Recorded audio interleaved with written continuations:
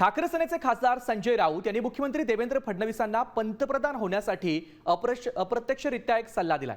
आधी फडणवीसांनी पंतप्रधान व्हावं, मग शिखर पार करावं असं राऊतांनी म्हटलंय। संजय राऊत नेमकी काय म्हणालेत पाहूयात। वाटतं की देवेंद्र फडणवीस यांनी दिल्लीत येऊन आधी शिक्षण मंत्री पदाचा भार घ्यावा, जे इच्छा आहे प्रधानमंत्र्याची, आणि त्यानंतर त्यांनी ते शिखर पार करावं। महाराष्ट्राचा माणूस जर होणार असेल तर नक्कीच त्यांना शुभेच्छा आहेत आणि त्या माननीय उद्धव ठाकरे यांनी शुभेच्छा दिलेल्या आहेत।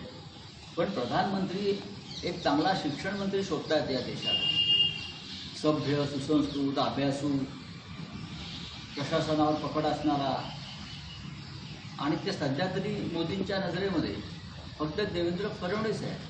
हे जेव्हा मी वारंवार सांगतोय, 2029 पंतप्रधान नरेंद्र मोदींच्याच नेतृत्वात आम्ही लढू। मोदीजींचं नेतृत्व सक्षम आहे।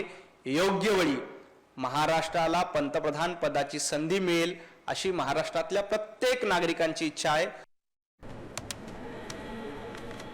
मी खात्रीशीर न्यूजसाठी फक्त साम टीव्ही बघते, कारण तिथल्या बातम्या रिलेट करतात।